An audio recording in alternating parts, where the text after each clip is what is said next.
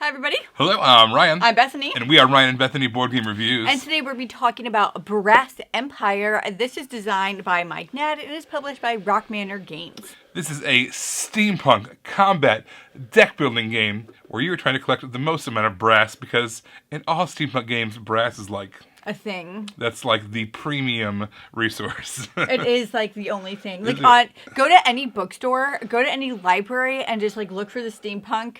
There it all is. With steam. So you're trying to run your own Brass Empire. I'll give you a quick overview of how to play.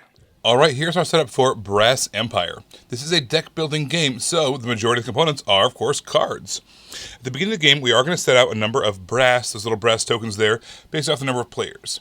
When that brass runs out, that is the game end trigger. And then you're going to keep on finishing until everyone has the same equal number of turns. We do have some dice over here. Those dice are not going to be used to roll, however, those are going to be used as kind of hit point markers, more or less, as damage markers. We have 2 rows of cards here that we're going to be able to purchase from. There is the labor market, which is all these different employees that you're going to be able to use. Those are kind of one-time use cards. I would think of them almost like action cards. When you play them, you get their benefit, and they go in the discard pile when you're done. Over here we have the units and the building deck. Those are going to be all the different cards that kind of stay out there. Buildings are going to stay out there from round to round, giving you benefits, whereas units are going to be what you're used to attack other people's units and buildings. We're trying to collect the most amount of brass possible. Some cards will just give you brass, again, those are the tokens there, but all these cards that you can purchase also have, at the very bottom left corner, a number on there. This one says 2 brass. So when you purchase that card, you're going to get 2 brass that's going to stay in your deck, and you'll add that up at the end of the game. Also, you'll be able to attack each other at some point, once you have some of those units out there. Once you attack someone's units or buildings, and you defeat them, you're able to collect that many brass from the supply, based off of that brass number that's on the opponent's card. Like most deck builders, we start the game with a weak starting hand. Basically, we have cards that are going to be giving you the 2 different kinds of resources. We have these kind of little gear icons, as well as these kind of little tool icons here as well. So those are the 2 resources that you're going to use throughout the game to gain all these cards.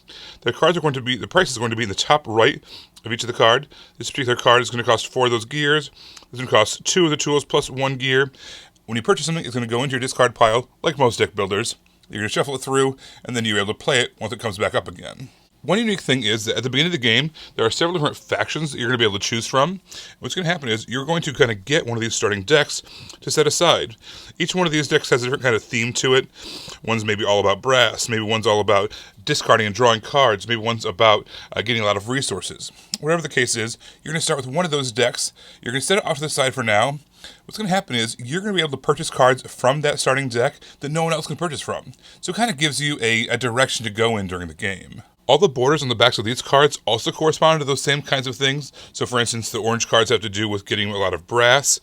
However, you don't have to be that certain kind of a faction to get those cards. If I was the purple faction, I could still buy blue cards, or whatever the case is. It's just kind of telling you what that card's main theme is. And last thing I want to mention is there's this mining platform here. When this is upright, this is a building that you kind of start with. You're able to turn in 2 of those gears for 1 brass. That also needs to be an active building so that you can attack other players. This can be attacked. What happens is you flip it over to show that it's been deactivated. But now what we have is you can still pay 1 of those gears to get it back. But again, you need to have that face up in order to do some of your actions. Like I mentioned earlier, the game is going to keep on going until the supply of the brass tokens has ran out. We're going to finish until everyone has an equal number of turns, and then we're going to count up all of our brass from both our tokens and the cards that we've purchased. And whoever has the most brass at the end of the game wins. I think it's really fun that every character gets their own like starting company. So it's a deck builder, right? You're drafting all these cards, but you also have a special deck of cards that only you get to draft from. So only you can purchase these cards. And the reason why I like that is because it gives everybody a little bit of a direction to go in instead of just straight we're all doing the exact same thing. It gives us a little direction of how we want to start the game. So I did really like that.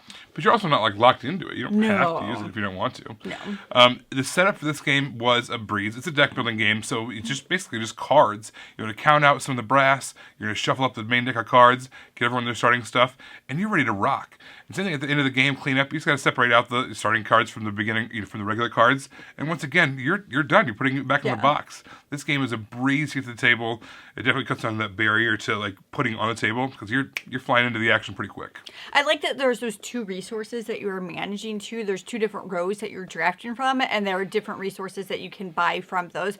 So it's kind of fun. You have to like be really choosy about what you buy, because if you go all in on one, you won't be able to do like half the stuff you want to do, and vice versa. So you got to do both.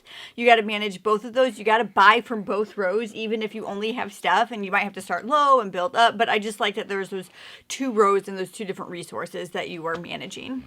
There are multiple ways to get the brass. It's not like there's just kind of like one way that you get the brass. I mean, you can mine for it, right? You start with that mining card where you can just kind of just try to turn resources into brass, or you can get it through attacking each other. That's if you're kind of an aggressive person, you want to play that, or you're using the aggressive companies, you could go that route. Or if you want to do it just through getting cards, you can do it that way too. So no matter what your play style is, or there's lots of different ways you can get the brass, lots of different ways to win. I will say that I thought the game took a while to start. I wanted to be able to attack Ryan like almost right away, and I couldn't. I felt like the first. Thank goodness. I felt like the first third of the game was us getting ready to play the game, like getting all the resources we needed so we could attack, getting the resources we needed so we could buy other cards. I just didn't feel like I was playing it right away, and I wanted to play it like right away. And so that's, some people like that, some people didn't. It just wasn't, I didn't enjoy that. I wanted to like play it right away. Another thing that kept me from being able to enjoy it right away was the rulebook. This rulebook was, it was challenging to read. It was not in the order that made sense to me.